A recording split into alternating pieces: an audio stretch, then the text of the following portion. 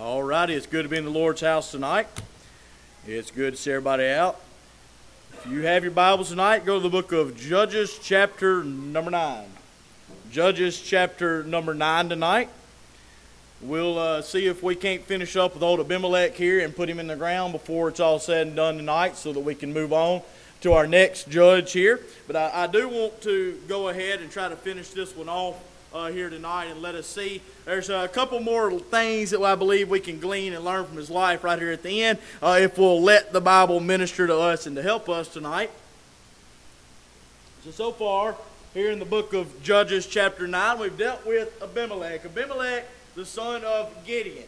Now we know the story here, how that he has gone in and he has convinced these men of Shechem, and we've preached at length about the men of Shechem and how that they were not up to date on what was going on. They were not paying attention. They did not know what Gideon had already said, how that he would not rule, his sons would not rule, and Abimelech was able to come in and to trick them into placing him as their king and going and anointing him and lifting him up and making him their king. And then we talked about Jotham there last Wednesday night, how that Jotham, he came out when he heard that Abimelech had been made king, and he shared his little parable there. He shared his little prophecy, if I could label it that, about these different trees and how that they were trying to call these good trees out of place, and none of them would move. And I made the connection there that ought to be our desire as well as a church, as a spiritual leader of their home, and the men there or the ladies in the role that they have, that we ought not be moved. We ought not be pulled out of our place, because if we get pulled out of our place,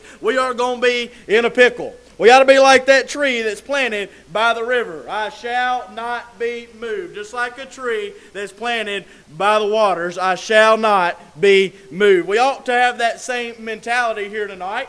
When it comes to the things of God and what He has told us and where we ought to be, we ought to stand right there. It's not easy. It's going to be tough. I understand every single bit of that. I might not have old kids, but I got young kids, and sometimes I'm convinced they're harder. Maybe I'm wrong on that, but they definitely keep me on my toes, and I know I've still got a lot to learn on that as my kids grow. But it's not always easy. It's going to be hard, but it is worth doing if we'll keep on keeping on. And I believe I could go around the house tonight and I could ask some of you folks that have raised kids and have done your duty and you have stayed in your place and you have raised them right, if it was worth it or not. And I figure y'all would all say it was worth it. I believe we could go find Paul on the streets of gold up there at the feet of Jesus, and we could say, Paul, was it worth it? And he would say it was worth it. I would believe that there would be hard-pressed to find an individual who has done right that would regret doing right at the end. But there's many, many that I've heard of their own testimony saying, my only regret is that I wish I would have started sooner. I wish I would have stayed. I wish I would have kept on going instead of falling out and getting out of my place. So we talked about being out of place. And then right there at the tail end of that, let's go to verse number 16. I'll pick up my reading there, verse number 16 tonight. Right there at the end of this parable, this prophecy that Jotham has brought forward and told them, he's going to tie in and relate back to what happened earlier. Verse number 16, Judges 9:16. Now therefore, if you have done truly and sincerely, well, they're out already. They're already out. They're already disqualified. But if you've done truly and sincerely in that you have made Abimelech king, and if you dealt well with Jerubbaal, that's Gideon there, if you've dealt well with him and his house, and have done unto him according to the deserving of his hands. For my father fought for you, and adventured his life far, and delivered you out of the hand of Midian. What's he calling them out here? He's saying, I know that you've brought Abimelech out. I know that you've killed all of my brothers. I know that you've done all of these wicked things here, but I want to call out to Shechem here and these men. He's told them, he said, y'all hearken to me so the Lord might hearken unto you. He's got their attention. He's saying here, if this was all well and good, if this was all done truly, if this was all right in the eyes of God, then good luck. And I'm glad everything is working out for you, but he knows already that's not the case. He already knows that. And he points out, look what you've done to Gideon. Gideon here has given his life in the service of Israel. He's gone in. He took up the reins when nobody else would. He has fought through all those Midianites there. He's fought through all the children of the east. He's fought through that innumerable host there. The Bible says it's like grasshoppers for number. He's gone through every single bit of that. He's cleaned the land out. He's done all that he could do. He has got his sons there. He's got them in order. The house is in a good place. And he said, no, I'm not ruling over you because God's going to rule over you. Gideon has done everything that he possibly can to make sure that the land of Israel is in its best possible state when he dies and goes off the scene. He's done all that he could do to make sure it was right, and nothing that he did was bad. Nothing that he did was damaging to Israel, save for that ephod that he made. Y'all recall there? He said that he wanted some of their spoils, and he made that ephod, and it became a snare unto his house. Outside of that, and that was damaging to his house, but outside of that, he has done nothing to damage Israel. He has done very well here. He has been a good man, a man that they wanted to rule over them. And now Jotham is pointing out, saying, my father has gone and fought. He has given his life here and delivered you out of the hand of Midian. And for some reason, that wasn't enough for you. For some reason, you've decided to rise up against his house and do wickedly. Verse 18, you are risen up against my father's house this day, and have slain his sons, 70 persons, upon one stone, and have made Abimelech, the son of his maidservant, not even his wife, his maidservant, king over the men of Shechem, because he is your brother. If ye then have dealt truly and sincerely with Jerubbaal, and with his house this day, then rejoice ye in Abimelech, and let him also rejoice in you. But if not, and anybody that's read the story up to this point knows that we're not going with verse number 19 and everything being good. We're going with verse 20 where they've done bad, because we know they've done bad. But if not, let fire come out from Abimelech and devour the men of Shechem and the house of Millo. And let fire come out from the men of Shechem and from the house of Millo and devour Abimelech. Remember that little fire coming out of Abimelech and devouring them. That's going to come into play here in just a little bit. But remember that. And then Jotham ran away and fled and went to Beer and dwelt there for fear of Abimelech, his brother. So Jotham has come, he's called him out, now he's disappeared, and now we fast forward 3 years ahead into Abimelech's kingdom. When Abimelech had reigned 3 years over Israel, then God sent an evil spirit between Abimelech and the men of Shechem. And the men of Shechem dealt treacherously with Abimelech. Here we go. We knew that this thing wasn't all right and good in the eyes of God. We knew that it was built on a lie. We knew that it was built on murder. We knew that it should not have been done. And now it has come time to pay the piper, if I could put it that way tonight. Now it has come time for all of this to fall back onto their heads. And we're going to see what God does here and how that the words of Jotham are going to come true. God sent an evil spirit here, and they dealt treacherously with Abimelech, that the cruelty done to the 70 sons of Jerubbaal might come, and their blood be laid upon Abimelech, their brother, which slew them. The first thing you'll see tonight, there's a parting of the alliance. This alliance between Abimelech and Shechem, God has sent this evil spirit. He has split this thing off now to where they are no longer in good accord with one another, and instead they are enemies here. And what Shechem does is he is going to go, in this kingdom or this city here, they're going to go in verse number 25, the men of Shechem set liers in wait for them, or for him, in the top of the mountains. And they robbed all that came along that way by them, and it was told Abimelech. I did a little searching to figure out what these mountains were. And to get into Shechem, you had to go through somewhat of a mountain pass. There was hills on either side there, so they would set men from Shechem on top of those hills, and anytime they saw somebody that was bringing trade or they were bringing tax money to Abimelech, they would come down and they would attack those individuals. And what they were doing is they were taking the money and taking the safety away from Abimelech's kingdom there and using that to sow unrest. So they're coming down here and attacking all of these people trying to help Abimelech's kingdom, whether through taxes or through trade. So they've put these men in wait and robbed everybody. They've really taken something that was an alliance between Abimelech and them. Some group of people here were on the same page. We're of one accord, and they've completely turned their backs on one another. And now Shechem has left Abimelech and not just said we're not friends anymore, but said we're enemies as well, and is actively fighting against them. So what was a nice, happy town, what was a nice little safe place there, has now become a den of thieves, if I would label it that way. It's become a place that attracts outlaws. It's become a place that is no longer safe. It's become a place that is against the kingdom here, a place where you don't want to be. And because of that, in verse 26, and Gaul, the son of Ebed, came with his brethren. Now this Gaul here, he's an outlaw. He's an outlaw. He's somebody that's attracted here. Shechem has literally become what we would look at as a Wild West town. There's not really any law there. There's not really any good going on there. And what does that attract? People that don't like law. So this outlaw Gaul has come in to the land of Shechem. He's come into that place with his brethren, and they went over to Shechem, and the men of Shechem put their confidence in him. Shechem is just a terrible judge of character. Shechem here ain't got no business picking anybody to be over them. They picked Abimelech. We saw how that turned out. They was happy for all of 3 years. I don't know, Shechem might have been a bunch of Baptist folks. That's the average lifespan of a pastor now, is less than 3 years.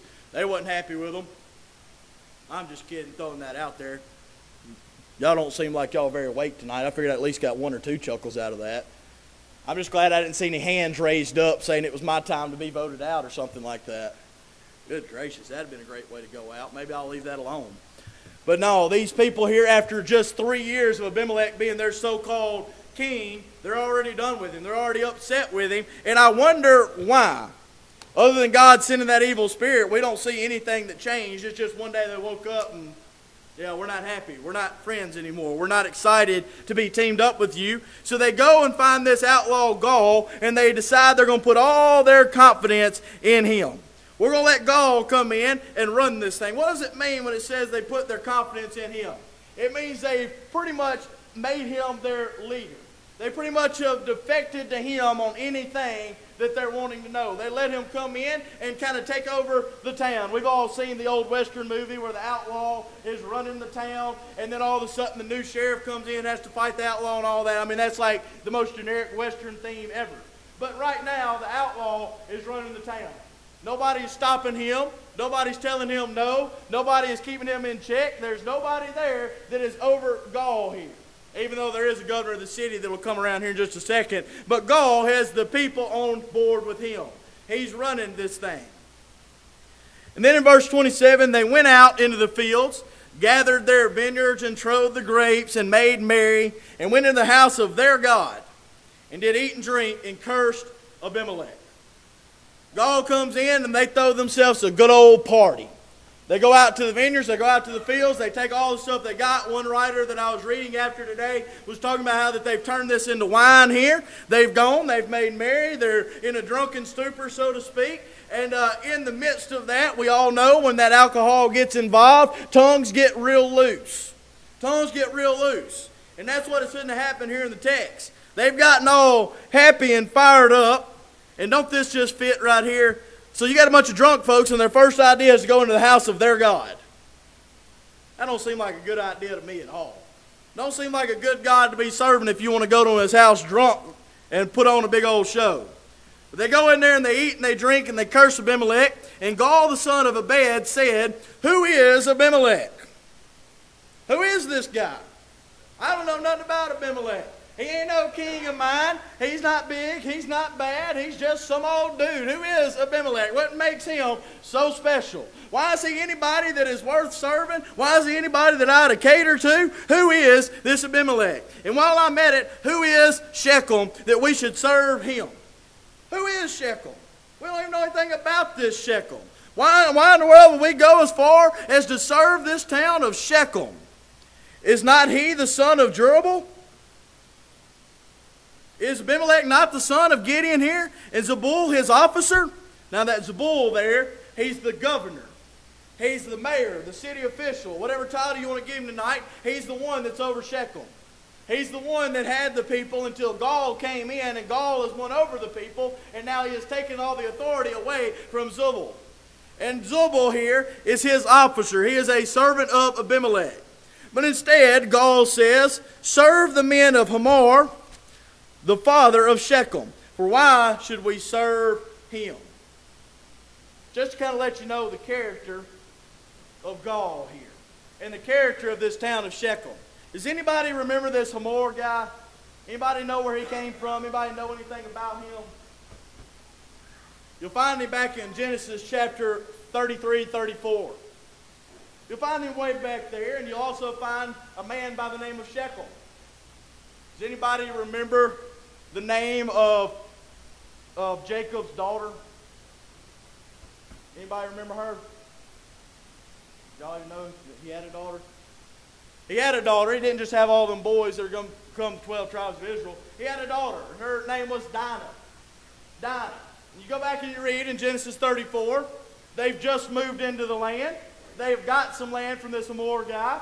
And it goes, the story goes that one day Dinah goes out to see the women of the land. She wants to see if she's going to make any buddies. She wants to go see what it's like for the ladies here. And when she goes out there, Hamor's son Shechem sees her. And he likes what he sees. And he takes her against her will. And then goes and tries to appease her brothers and her daddy Jacob by saying, let me marry her because I love her so very much. And instead of doing that, two of the boys there, Simeon and Levi, they decide that they're going to commune with Hamor and Shechem, and they're going to say, we will let Dinah go. We'll give our daughters to you in marriage, and you give your daughters to us in marriage on one condition. We can't be doing this unless y'all are circumcised. We can't be having it unless y'all get circumcised. So Hamor and Shechem, they decide, hey, that works for us. They go back to the town. They tell all the people in the town, say, look at them. They're rich. They have many possessions. They have all these flocks. And if we'll do this thing, if we'll all be circumcised, we can have a relationship with this very prosperous family here. And they all go along with it and decide to do it. The story goes, you go back and look at it and read it. Then on the third day, when everybody's real good and sore, the Simeon and Levi take it upon themselves to grab their swords and go in there and kill all the men out of the town of Shechem for what they did to Dinah, their sister. They've gone in and they've killed the whole town. And they get back and Jacob gets on to them. And the words he uses is, you have made me to stink in the land. In other words, you've given me a bad name. You've given me a bad reputation because of what you've done there. But I wanted to bring into attention the individual that he's bringing up. And he's saying we ought to serve the men of Hamor, the father of Shechem. We shouldn't serve Abimelech. We shouldn't serve Zebul. We shouldn't serve any of these guys. He wants them to go and to serve the original folks of Shechem. And who were the original folks of Shechem? The original folks of Shechem had false gods. The original folks of Shechem were a mess. They were going and taking women against their will. They were a bad group of people to be a part of, and that's who Gaul says they ought to answer to. He's not a man of character. He is an outlaw. He's somebody that has come in for no other reason than to sow discord in the town. And then verse 29. And would to God this people were under my hand. Then would I remove Abimelech. So Gaul here, as he has got his alcohol-induced loose lips going on, he has called out Abimelech. He has called out Zebul. He has called out the town. He has called out everybody and then eventually said, if it was me, if I was the head of this thing, if this was my responsibility, I'd get rid of this Abimelech and everything would be so much better off. Remember that. It's going to come up here in a minute. If it was me, I would remove Abimelech. And he said to Abimelech, increase thine army and come out. And when Zebul, the ruler of the city, heard the words of Gaul, the son of Ebed, his anger was kindled. And he sent messengers unto Abimelech privately, saying, behold, Gaul, the son of Ebed, and his brethren be come to Shechem, and behold, they fortify the city against thee. Why in the world would Zebul turn in Gaul? Why would he turn him in? Well, he turned him in because he's already been called out and said that he ain't worthy to be following. So when Gaul gets done with everybody else, he's coming after Zebul. So he's decided he's going to get ahead of the curve. He's going to get a hold of Abimelech, call Abimelech in to get him to kill Gaul and all of his followers so that Zebul can take back over the town of Shechem and be the head once again. He says, behold, you need to come because they fortified the city against you. Now therefore up by night, thou and the people that is with thee, and lie in wait in the field. And it shall be that in the morning, as soon as the sun is up, thou shalt rise early and set upon the city. And behold, when he and the people that is with him come out against thee, then mayest thou do to them as thou shalt find occasion. Zebul has set up the ambush. He's told Abimelech, bring all you folks with you. Hide them all there. Gaul and his company, his brethren, his friends, they're all going to go outside of the city gates. And when they do that, they're vulnerable. Y'all jump up and take them. Y'all ambush them and get rid of these men. Get rid of them. And Abimelech, verse 34, rose up, and all the people that were with him by night, and they laid wait against Shechem in 4 companies. And Gaul the son of Abed went out and stood in the entering of the gate of the city. And Abimelech rose up, and the people that were with him from lying in wait. And when Gaul saw the people, he said to Zebul, behold, there come people down from the top of the mountains. And Zebul said unto him, thou seest the shadow of the mountains, as if they were men. And Gaul spake again and said, see, there come people down by the middle of the land, and another company come along by the plain of Monim. Then said Zebul unto him, where is now thy mouth? You know what that means? That means, where's all that talk at now? Where's all that big game that you were talking? You said if Abimelech was here, you'd get rid of him. You challenged Abimelech to get his army together, and now here's your chance, big boy. Here's your chance to go and do just that, but now all of a sudden you're acting all scared. Where's that big old tongue? Where's all that talk that you had just a little bit ago? When I was still in high school and college, I worked over at North Pontotoc in the summers as a maintenance man. And Trey will remember this story. We worked with another boy there one year. And when that fellow was in school, I'm not going to use his name, but when he was in school, he had a bad habit of getting in fights. And he was telling us the story of one guy that he would walk down the hallway, and that fellow would try to throw elbows into him and knock him into the locker and try to act all big and bad. One day he caught him outside the schoolhouse at the gas station, and he just shoved him so hard he nearly knocked him off his feet and said, you want to talk all big and bad, act big and bad, now prove that you're big and bad. He started crying. He wasn't big and bad. He acted like he was big and bad. He said he was going to do a lot of stuff, but then when the time came, he didn't never go through with it. I wonder how many of us, we act big and bad. We act like we're going to do this and we're going to do that, but when push comes to shove, ain't none of us done none of it. I'll tell you, I've been in the altar plenty of times. I'm sure you have too. Lord, if you'll do this, I promise that I'll pray more. Lord, if you'll take care of this, I promise that I'll be at church more. Lord, if you'll do this, I'll do a better job of leading my family. Lord, if you'll just help me with this. And sadly, about every time we pray those prayers, we got to pray them again a couple weeks later because we still ain't done what we said we was going to do. We still ain't carried out with what we were going to do. We make a lot of empty promises, and it's not just in our prayer life. We make empty promises to each other as well. We make empty promises all the time. We always say, hey, we're going to take care of this, we're going to do that. And isn't it just a great feeling when you're dependent on somebody and they let you down because they said they'd do it and they never got it done? We've all been there. We've all felt it. We've all felt it. I'm going to pick on the Fullers tonight. I saw y'all are selling chickens on Facebook.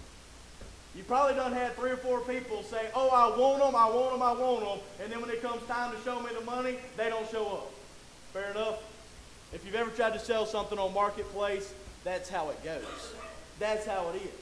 I had a guy that used to work with us, and I wanted to strangle him. I really did. I really wanted to choke slam this kid. He was 19 years old. He was working with us, and I caught him on Facebook Marketplace one day. And I said, what are you doing? He said, I'm lowballing folks and messing with them on Marketplace.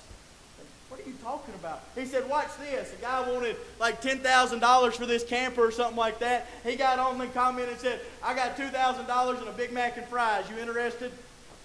Like, you're the problem. You're the one that's making all this so bad to sell on here. Because you say you're going to do something and you don't ever follow through with it. We ought to do our best when we are going to be all big and bad and say we're going to do something to live up what we said.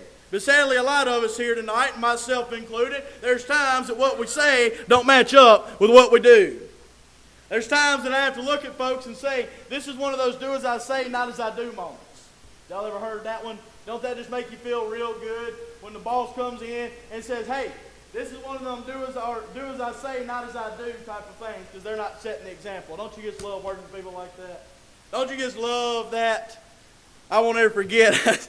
I was playing baseball. It was when I was in middle school, and in middle school I was swapped back and forth between shortstop and second base. And one day at practice, my coach, he was trying to teach us when you turn your double play to swipe your foot across the bag. So if your first base is over there and I'm playing shortstop, when I catch the ball, I swipe my foot across the bag, get out of the way so I can make a good throw. If you just stand on second base, you're going to have to throw straight down through the runner, and the runner can slide into you, hurt you, break up the double play. So he's trying to explain what to do to slide across the bag and make the throw. And he comes over there and says, do it like this. And he takes my glove from me, puts it on. He gets the pitch from the second baseman. His first throw goes into the first base dugout. And I had to try my absolute best not to say, that's real good, Coach. Thanks for showing me how to do that. I had to try hard. And then he took the glove and he said, I'm loose now. And he got another one. This one he threw halfway down the foul line into right field out there. And I really wanted to say, Coach, I could have done that without you showing me how to do it. I ain't got no trouble messing it up. It was one of those do as I say, not as I do type of moments. I wonder what example we're setting tonight. I wonder if people look at us and say they talk a big game, or if they look at us and say they are a man or a lady of their word and they do what they say they're going to do. It's all about honesty. It's all about integrity. See, when I was raised, I was on the tail end of the generation where a handshake actually meant something. If you shook a man's hand, you looked him in the eye and said, I'm going to do this, it meant you was going to do that. It didn't mean, well, I might do it, or I'll try my best, or I'm not going to do it at all. It had something about it. It was all about the man. It was all about the name there. I believe it was Papa used to always tell me, the only thing a man's got is his name. And once that is damaged, once that reputation is destroyed, you ain't got it no more. Here in the text, Gaul here, he has talked a big game, and now Abimelech has called him, or Zebul has called him out in verse 38. Where's their mouth at now, big boy? You was talking like he's going to do this, that, and the other. Where's it at now? Go and do it. He plays his ego here because Zebul is working a little con. Zebul wants Gaul to go out. He wants Gaul to get killed to take care of his problem, and Zebul ain't got to do nothing. Zebul's a sneaky one. He's a sneaky rascal. He's trying to let Abimelech take care of Gaul, and then at the same time he's trying to save face with Abimelech because he's the one that set the whole thing up. He's trying to get back in Abimelech's good graces here, get back on board with him, and get rid of the problem of Gaul at the same time. So he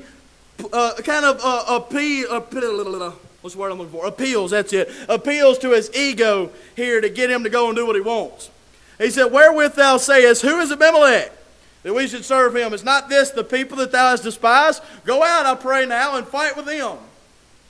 Gaul went out before the men of Shechem and fought with Abimelech. Abimelech chased him, and he fled before him, and many were overthrown and wounded, even unto the entering of the gate.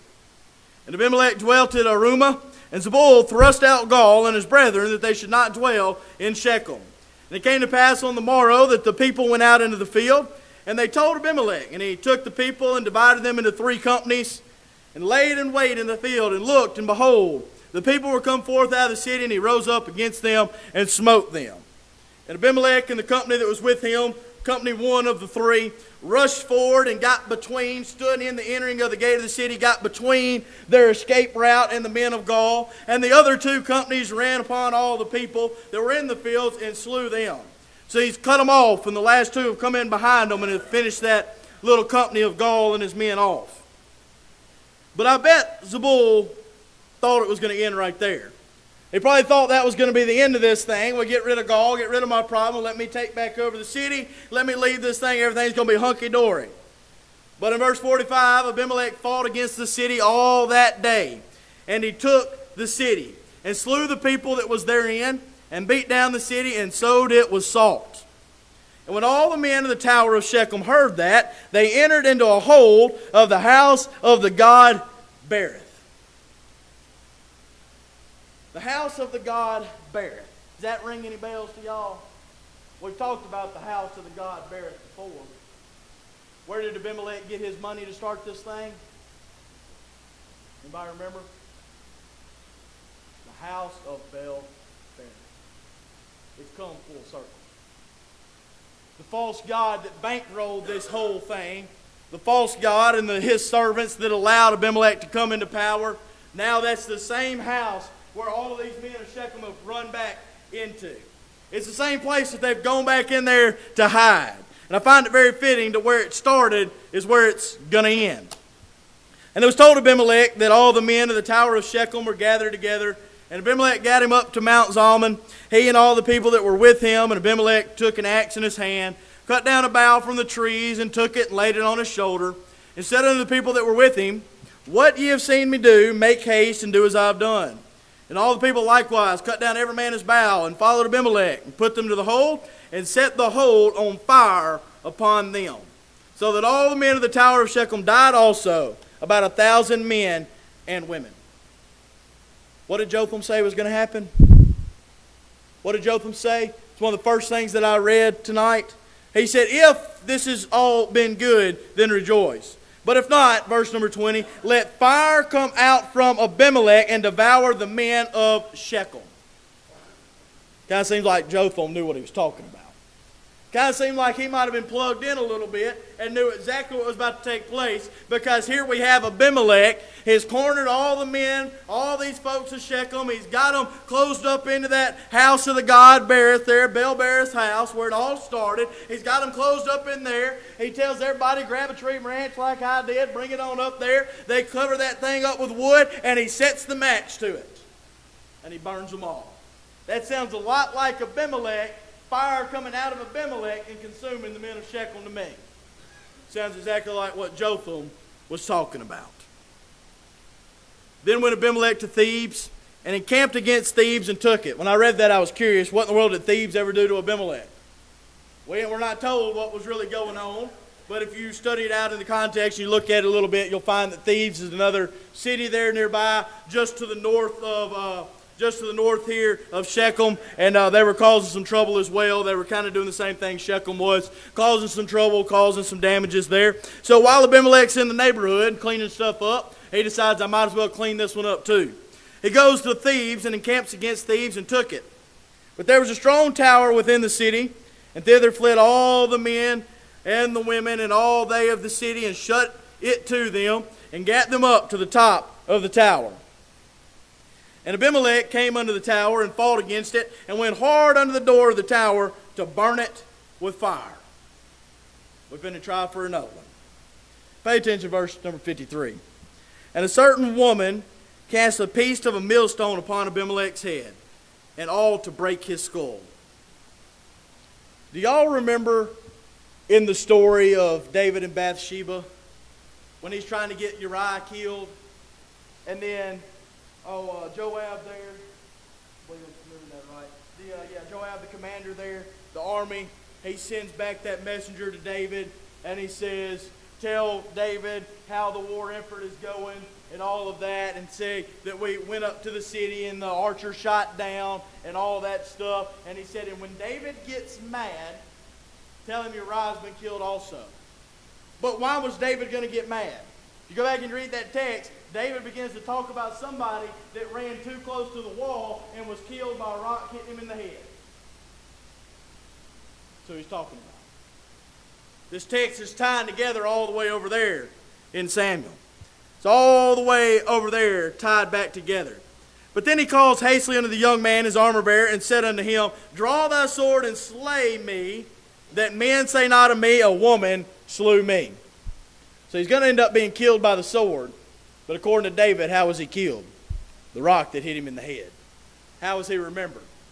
The way that he did not want to be remembered. And his young man thrust him through, and he died. And when the men of Israel saw that Abimelech was dead, they departed every man unto his place. I found that curious there.